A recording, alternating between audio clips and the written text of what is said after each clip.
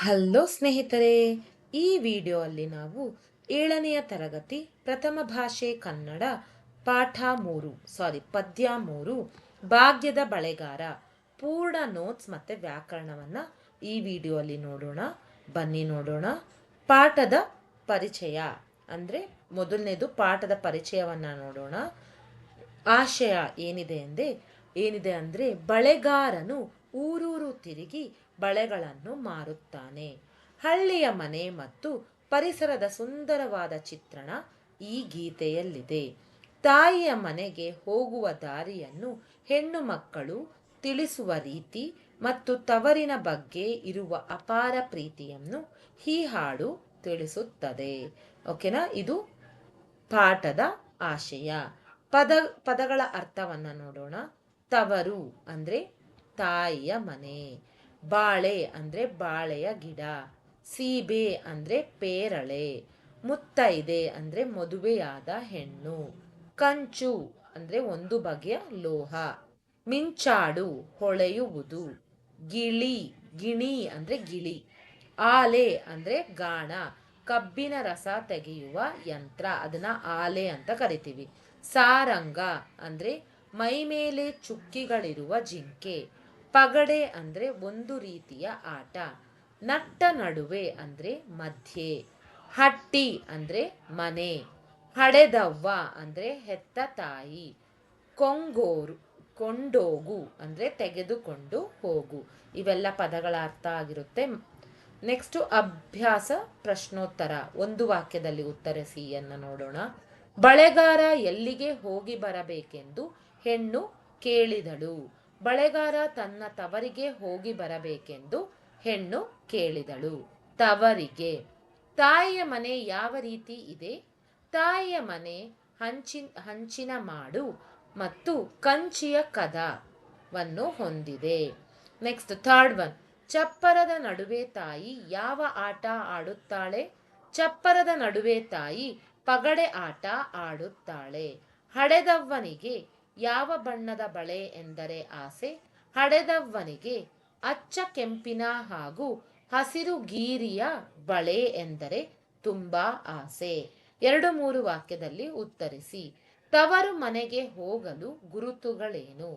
ಬಾಳೆ ಉತ್ತರ, ಬಾಳೆ ಮರ ಬಲಕ್ಕೆ ಮತ್ತು ಸೀಬೆ ಮರ ಎಡಕ್ಕೆ ಇರುವುದು, ಕಬ್ಬಿನ ಆಲೆ ಹಾಗೂ ಗಾಣ ತಿರುಗುವುದು, ನವಿಲು ಮತ್ತು ಸಾರಂಗಗಳು ನಲಿಯುವುದು, ಹಂಚಿನ ಮನೆ, ಕಂಚಿನ ಕದ ಹಾಗೂ ಮಿಂಚಾಡುವ 2 ಗಿಳಿಗಳು ತವರು ಮನೆಗೆ ಹೋಗುವ ಪ್ರಮುಖ ಗುರುತುಗಳಾಗಿವೆ. 2ನೇ ಕ್ವೆಶ್ಚನ್, ತವರು ಮನೆ ನೋಡಲು ಹೇಗಿದೆ?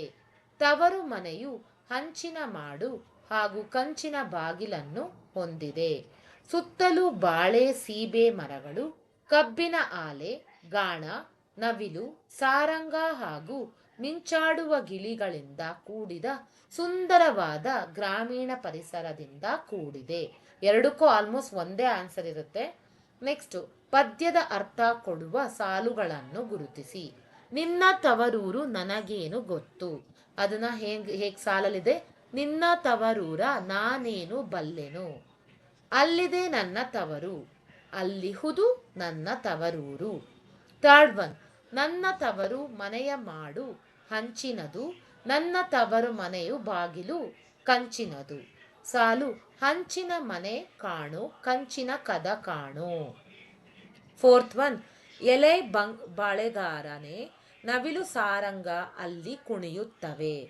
ನವಿಲು ಸಾರಂಗ ಕುಣಿತಾವೆ ಬಳೆಗಾರ. ಬಳೆಗಾರ, ನನ್ನ ತಾಯಿ ಅವಳೇ. ಉತ್ತರ, ಅವಳೇ ಕಣೋ ನನ್ನ ಹಡೆದವ್ವ. ಸಿಕ್ಸ್ತ್ ಒನ್, ಬಳೆಗಳನ್ನು ನನ್ನ ತವರು ಮನೆಗೆ ತೆಗೆದುಕೊಂಡು ಹೋಗು, ಕೊಂಡೋಗು ನನ್ನ ತವರಿಗೆ. ಸೆವೆಂತ್ ಒನ್, ನನ್ನ ತಾಯಿಗೆ ಅಚ್ಚ ಕೆಂಪಿನ ಹಸಿರು ಗೀರಿನ ಬಳೆ ಎಂದರೆ ತುಂಬಾ ಇಷ್ಟ. ಸಾಲು, ಅಚ್ಚ ಕೆಂಪಿನ ಬಳೆ ಹಸಿರು ಗೀರಿನ ಬಳೆ ಎನ್ನ ಹಡೆದವ್ವಗೆ ಬಲು ಆಸೆ ಬಳೆಗಾರ. ಓಕೆನಾ? ನೆಕ್ಸ್ಟ್ ಭಾಷಾಭ್ಯಾಸ, ನುಡಿಗಟ್ಟಿನ ಬಗ್ಗೆ ನಾವು ತಿಳಿಯೋಣ. ನುಡಿಗಟ್ಟು ಅಂದರೆ ಏನು? ವಿಶೇಷಾರ್ಥ ವಿಶೇಷವಾದ ಅರ್ಥವುಳ್ಳ ಮತ್ತು ಒಳಾರ್ಥವುಳ್ಳ ಪದಪುಂಜವನ್ನು ನುಡಿಗಟ್ಟು ಎನ್ನುವರು. ಇವು ವ್ಯಾಕರಣದ ನಿಯಮದ ಕಟ್ಟಿಗೆ ಒಳಗಾಗದೆ ಜನರ ಅನುಭವ ಹಾಗೂ ಸಂದರ್ಭಕ್ಕೆ ಸರಿಯಾಗಿ ರೂಪುಗೊಳ್ಳುತ್ತವೆ. ನುಡಿಗಟ್ಟುಗಳನ್ನು ಬಳಸಿ ವಾಕ್ಯ ರಚಿಸಿ ಅಂತ ಕೇಳಿದ್ದಾರೆ. ಅಡ್ಡದಾರಿ ಹಿಡಿ ಅಂದರೆ ಏನು ಅಂದರೆ ತಪ್ಪು ಕೆಲಸ ಮಾಡು ಅಂತ ಅರ್ಥ. ಸ್ವಂತ ವಾಕ್ಯ: ಪ್ರಾಯಕ್ಕೆ ಬಂದ ಮಕ್ಕಳು ಸನ್ಮಾರ್ಗದಲ್ಲಿ ನಡೆಯಬೇಕೇ ಹೊರತು ಎಂದಿಗೂ ಅಡ್ಡದಾರಿ ಹಿಡಿಯಬಾರದು. ಇದು ಸ್ವಂತ ವಾಕ್ಯ. ಎತ್ತಿದ ಕೈ ಅಂದರೆ ಪ್ರವೀಣ ಅಂತ. ಚಿತ್ರಕಲೆ ಬಿಡಿಸುವುದರಲ್ಲಿ ರಾಧೆ ಎತ್ತಿದ ಕೈ. ಇದು ಸ್ವಂತ ವಾಕ್ಯ. ನೀರಿಗೆ ಹಾಕು ಅಂದರೆ ವ್ಯರ್ಥ ಮಾಡು. ಕಷ್ಟಪಟ್ಟು ಸಂಪಾದಿಸಿದ ಹಣವನ್ನು ಜೂಜಾಟದಲ್ಲಿ ನೀರಿಗೆ ಹಾಕಬಾರದು. ಇದು ಸ್ವಂತ ವಾಕ್ಯ. ಬೇರೂರು ಅಂದರೆ ಸ್ಥಿರವಾಗಿರು. ಸ್ವಂತ ವಾಕ್ಯ: ನಮ್ಮ ಸಂಸ್ಕೃತಿ ಮತ್ತು ಸಂಪ್ರದಾಯಗಳು ಗ್ರಾಮೀಣ ಪ್ರದೇಶಗಳಲ್ಲಿ ಆಳವಾಗಿ ಬೇರೂರಿವೆ. ಫಿಫ್ತ್ ಒನ್, ಮೈ ಬಗ್ಗಿಸು ಅಂದರೆ ಶ್ರಮ ಪಡು ಅಂತ ಅರ್ಥ. ಜೀವನದಲ್ಲಿ ಉತ್ತಮ ಗುರಿ ಸಾಧಿಸಲು ಪ್ರತಿಯೊಬ್ಬರೂ ಮೈ ಬಗ್ಗಿ ಕೆಲಸ ಮಾಡಬೇಕು. ಓಕೆನಾ. ನೆಕ್ಸ್ಟ್ ಒನ್, ಪತ್ರಲೇಖನದ ಬಗ್ಗೆ ತಿಳಿಯೋಣ. ಪತ್ರದ ಅರ್ಥ: ನಮ್ಮ ಭಾವನೆಗಳನ್ನು, ಬೇಕು ಬೇಡಗಳನ್ನು ಲಿಖಿತ ರೂಪದಲ್ಲಿ ಮತ್ತೊಬ್ಬರಿಗೆ ತಿಳಿಸುವ ವ್ಯಾವಹಾರಿಕದ ಮಾಧ್ಯಮವೇ ಪತ್ರಲೇಖನ. ಪತ್ರಲೇಖನ ಅಂದರೆ ಲೆಟರ್ ರೈಟಿಂಗ್. ಓಕೆನಾ. ಪತ್ರಗಳನ್ನು ಸಂದೇಶ ಸಾಹಿತ್ಯ ಎಂದೂ ಸಹ ಕರೆಯುತ್ತಾರೆ.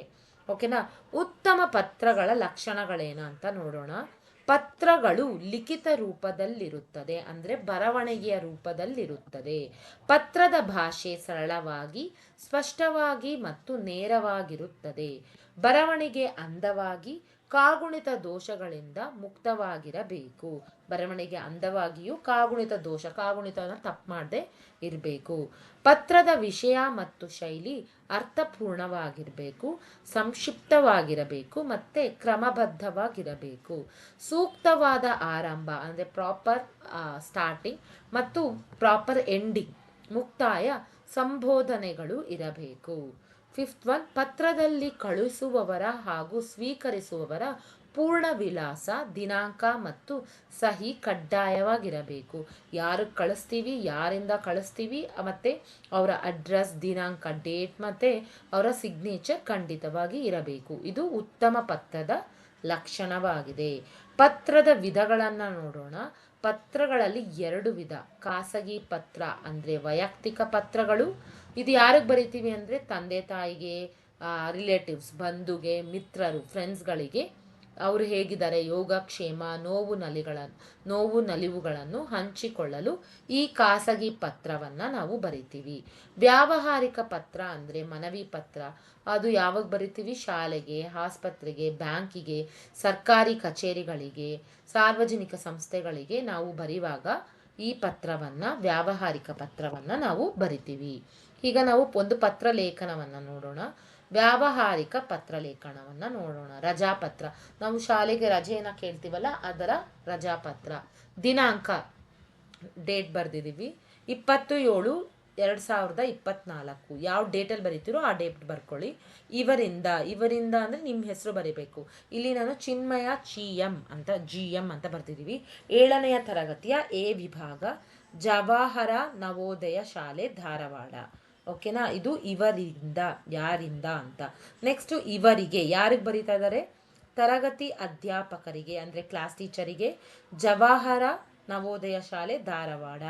ಓಕೆನಾ. ಯಾರಿಗೆ? ಇವರಿಗೆ ಅಂತ ಬರಿಬೇಕಾಗತ್ತೆ.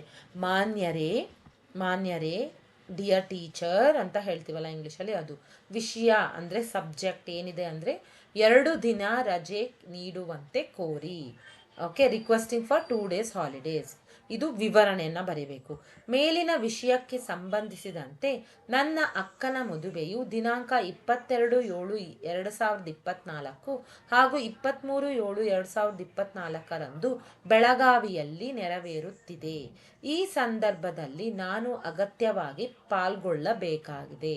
ಆದುದರಿಂದ ದಯವಿಟ್ಟು ರಜೆಯನ್ನು ನೀಡಬೇಕೆಂದು ವಿನಂತಿಸುತ್ತೇನೆ. ಇದು ಬಂದು ಎಕ್ಸ್ಪ್ಲನೇಷನ್, ಏನಕ್ಕೆ ರಜಾ ಕೇಳ್ತಾ ಇದ್ದೀವಿ ಅಂತ ಬಾಡಿ ಆಫ್ ದ ಲೆಟರ್ ಅಂತ ಹೇಳ್ತೀವಿ, ಅದನ್ನು ಬರೀಬೇಕು. ನೆಕ್ಸ್ಟು ಥ್ಯಾಂಕ್ ಯು, ನಮಸ್ಕಾರದೊಂದಿಗೆ ನಿಮ್ಮ ವಿಧೇಯ ವಿದ್ಯಾರ್ಥಿ ಚಿನ್ಮಯ GM. ನೀವು ಹುಷಾರಿಲ್ಲ ಅಂತಲೂ ಬರೀಬೋದು, ಬೇರೆ ನಿಮ್ಗೆ ಏನು ರೀಸನ್ ಸಿಗುತ್ತೋ ಅದನ್ನು ಬರೀಬೋದು. ಇದು ಕಂಪ್ಲೀಟ್ ಪತ್ರ ಲೇಖನ. ಓಕೆನಾ? ಸ್ಟಾರ್ಟಿಂಗ್ ಹಿಂಗೆ ಈ ಥರ ಡೇಟ್ ಬರೆದು ಇವರಿಂದ ಇವರಿಗೆ ಮಾನ್ಯರೇ ವಿಷಯ ಮತ್ತು ನಿಮ್ಮ ವಿಧೇಯ ವಿದ್ಯಾರ್ಥಿ, ಇದಿಷ್ಟು ಖಂಡಿತವಾಗಿರಬೇಕು.